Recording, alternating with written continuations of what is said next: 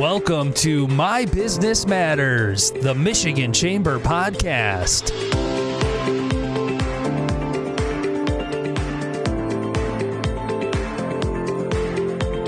Hi there, I'm Wendy Block, Senior Vice President of Business Advocacy for the Michigan Chamber and today's podcast host. We're going to take a sneak peek at one of our signature events for this year, the 2025 Chamber Day, in a session that is always a hit. It's about pundits and pollsters, policy and politics, and what the 2025 landscape looks like and what to watch in the upcoming pivotal 2025 election cycle. A warm welcome to two of these dynamic panelists who will help us unpack this today and during Chamber Day, which is next month. Our first guest is Alexis Wiley, founder and CEO of Moment Strategies, who has worn some key past election roles and media hats. And Andrea Bitely, founder and principal of Bitely Communications, also with several front row election experiences to fuel her insights. We've got a lot to cover today, so we're going to get going. So, Alexis, I would like to start with you. Could you give us a little bit of your background, some quick highlights about that, and how you got involved in politics and policy? Yeah, well, again, thank you so much for inviting me to be on, and I'm super excited about the event coming up. So, really, for me, my background is that I was a journalist.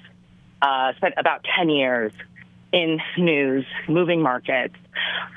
Started my career in Louisiana, then moved to Columbus, Ohio, and then to Detroit. Wow! And while I've always been interested and had like an understanding of politics and interest in government, as a reporter, you have to be objective, right? Mm-hmm. So I was really just an observer.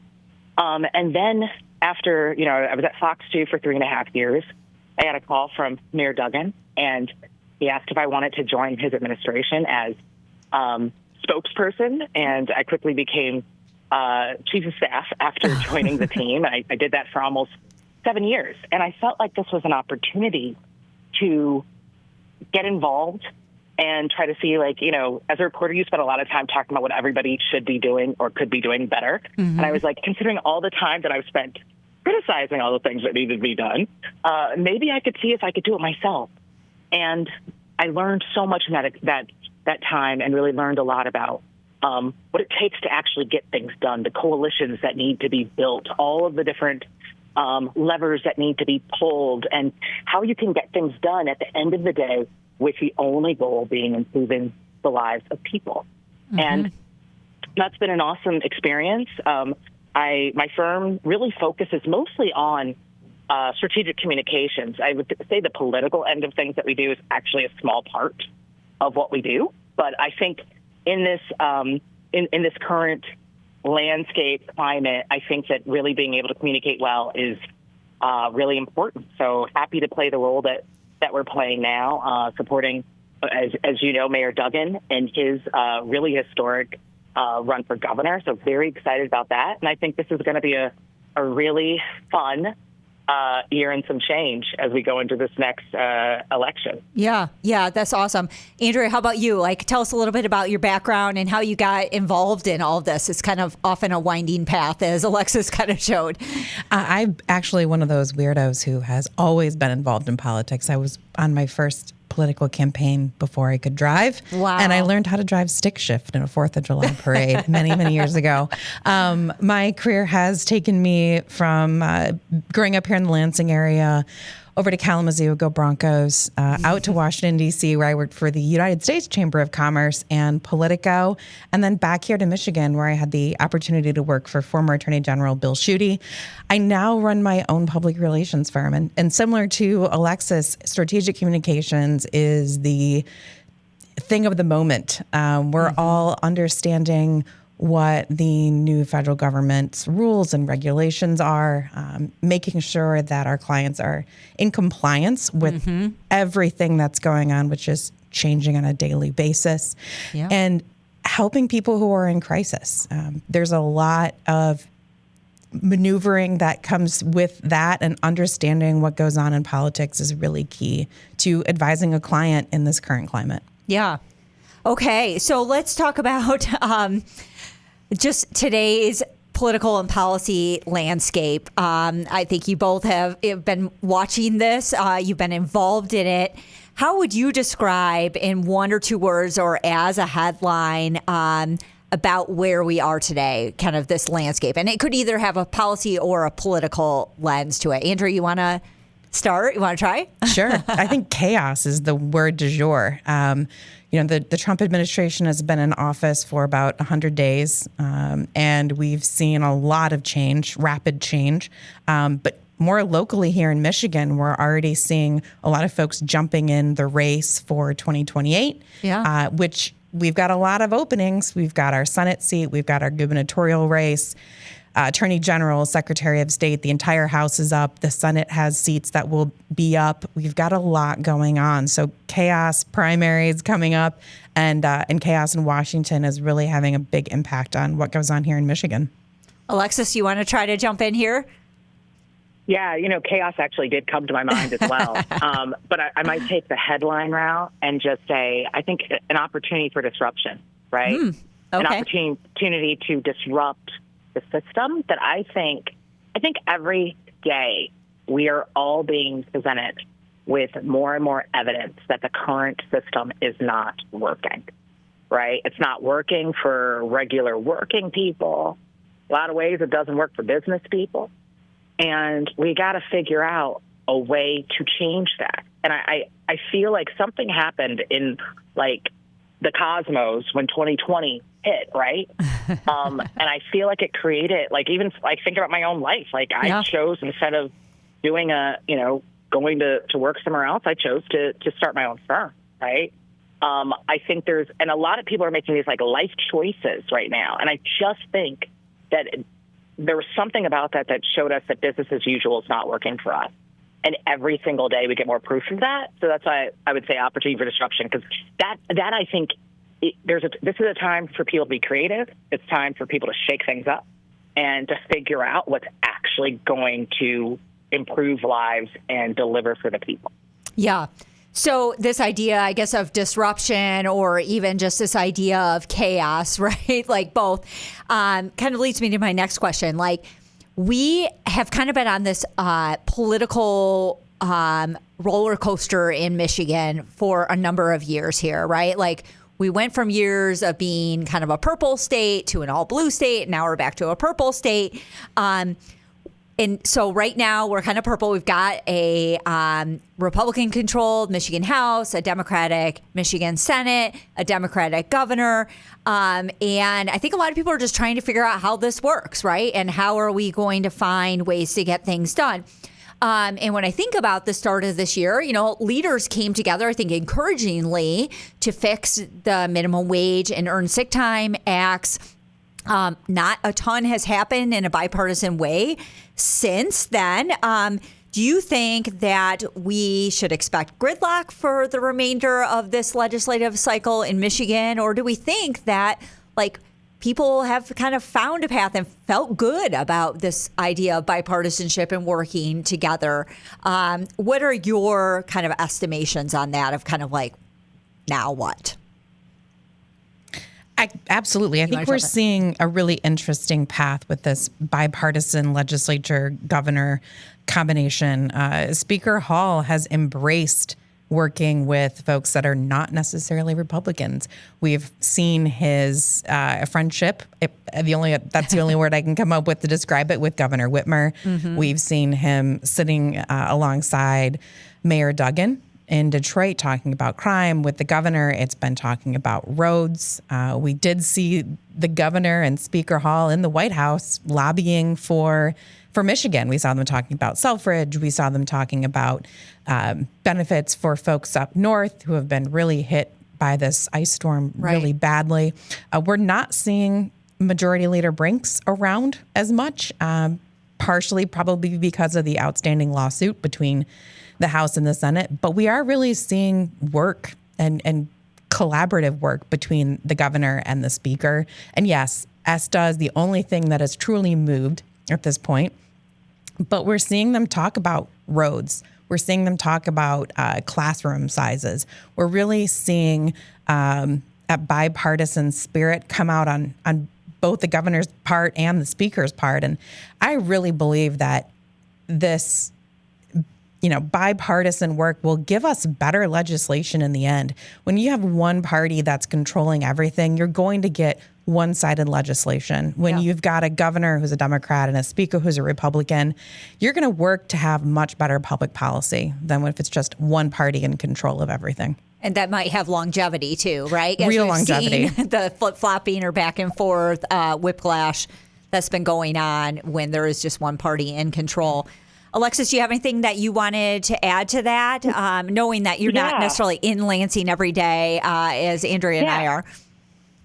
No, 100%. I mean, I agree. I mean, I think for me, what Governor Whitmer has done in terms of showing real leadership, like she literally, she put her politics aside when she went to the White House to advocate for money for Northern Michigan, who is still trying to find their way through that terrible ice storm, to advocate for funding that we need to bring in big companies that are going to create good paying jobs. She didn't care about the politics of it. And she, I think the fact that she's getting blasted by some people for it is so upsetting to me, because I'm like, she did exactly what we want our elected officials to do, right? I elect you to represent me, regardless of what party you come from. I want you to represent me. And I think she has demonstrated that and is demonstrating that. And I agree that willingness to work with the other side with an idea of let's deliver for people is really, really good. And it's going to lead to smart legislation. It's going to lead to jobs, and it's going to lead to good work. And I think we need to, one thing I do think is that we've got to do a better job of supporting leaders who do that and not allowing the chattering class to say, oh, well, you went to the White House and found yourself in a photo op and, we're uncomfortable and you put the folder up, all that kind of stuff, and making that the story. Yeah. The real story is that she put all of that at risk, all the party politics at risk to make sure that she delivered for people. And that's the thing that I think we all need to actually be a little more full-throated in our support for things like that. Yeah, that's interesting because the story really has become the folder and, kind of hiding from the cameras. And I'm sure, kind of as a communications professional, you might have done, if you were there with her, like a adult, situation, like, no, don't do that, because that the minute that happens. I would have figured out how to jump in front of her or something. Same here. I would have made my way into that room to make sure that did not happen. But at the same time, I'm like, if you don't know what's going, you think you're going in for a meeting, you walk in and it's a gaggle of reporters, they're signing legislation that you don't align with, you're totally shocked in that moment. I get how it happened.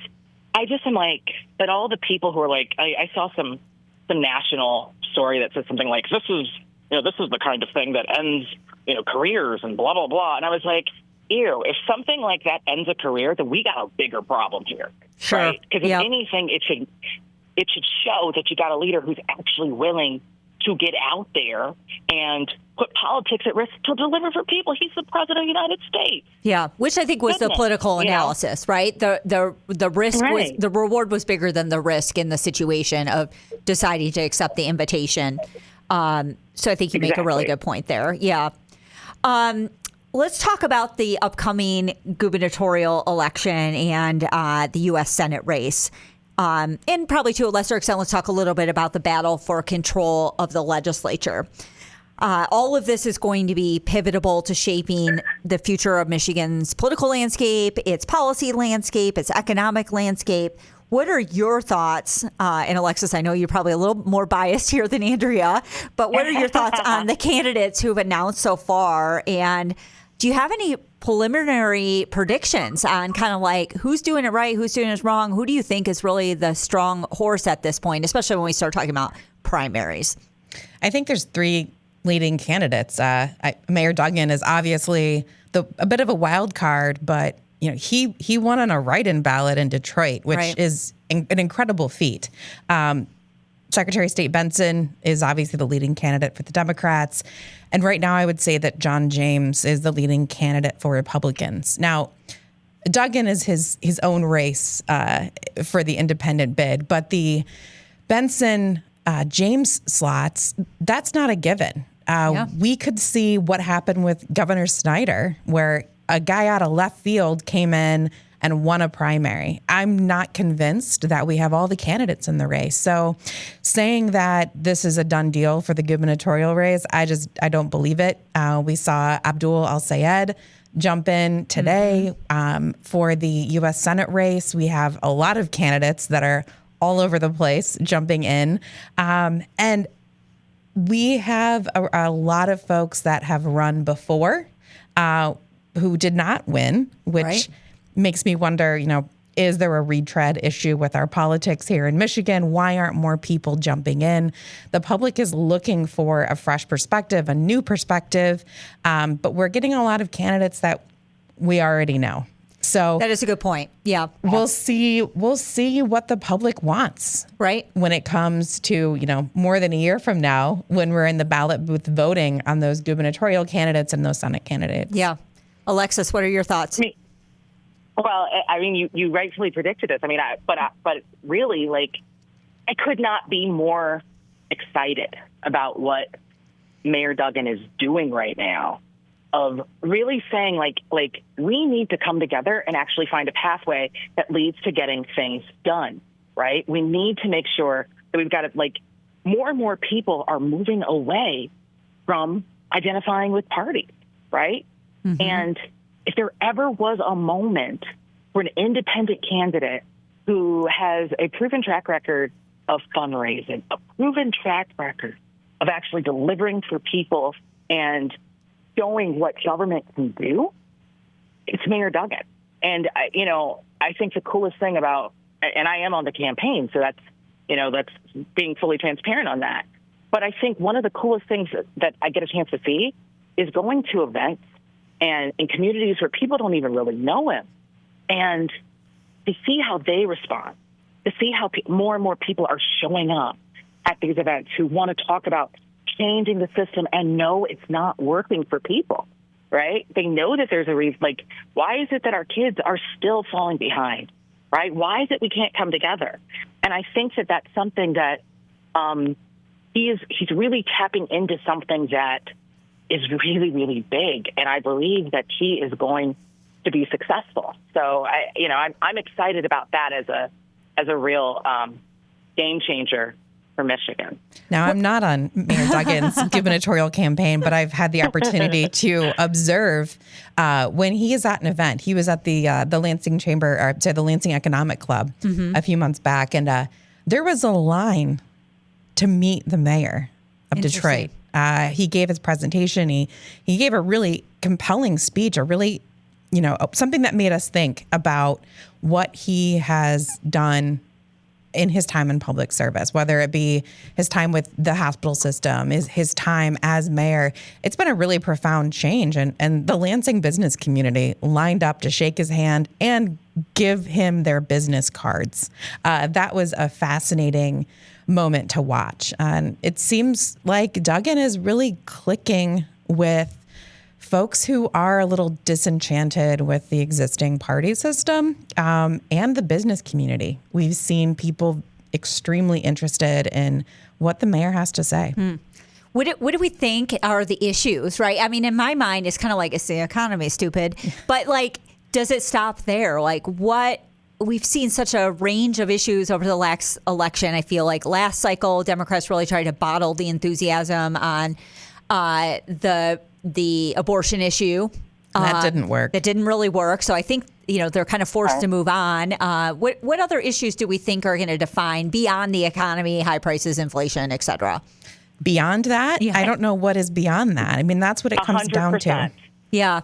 Yeah, it does seem like more. Education. But that comes down to money, too. I mean, education dollars are tax dollars. Right. Yeah. Yeah. If we have totally more... agree. I think... Go ahead, Alexis. No, you go on. You go on. I mean, if it comes down to it, if we're paying more for everyday goods, people are going to do less shopping, and then there's going to be less money in the economy, putting less money into taxes. And the economy always comes back. Democrats tried so hard in the last cycle to pull people away from having that conversation, but it always came back to that. always came back to the economy. I agree that the economy is, I think people are at a breaking point. I think people are being so stretched because it's not like everyone wants more from you, but you're not getting a raise. Like you don't feel like your life is getting better and that you've got more resources to pay for these things. You just feel like you're getting pulled and pulled and pulled and pulled. And I think that's really why when I say like disruption, right? People are desperate for things to change and be different. I mean, I think to be completely honest, I think the last election was all about people saying, we need a path. And even if it means I got to break the system, I'm willing to break the system if it means that things change. And maybe I come out a little better than I've been so far, right? Yeah. And I think anybody who believes that this is about anything other than economics is silly. Yeah. It's going to be whoever can prove I can make your dollar go farther, and I can put a little bit more in your pocket. That's who's going to win these elections. And honestly, that's who should be winning these elections. Right. The question is who believes who, right? That they actually have a plan. The problem is not discriminating between whether you're a Democrat or Republican or an independent. It is hitting every single one of us. And we should be demanding that whoever we elect addresses that and delivers on it. Mm.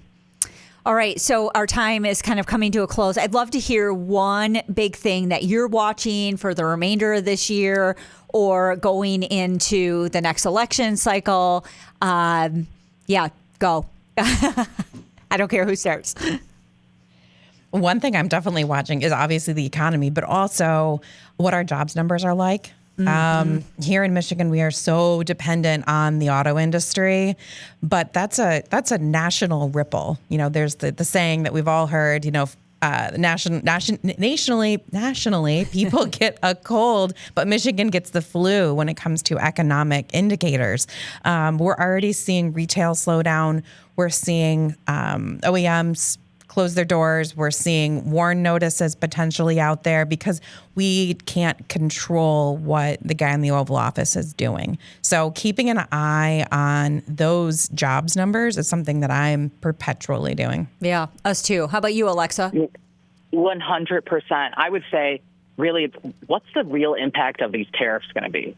Because, we've not felt it yet.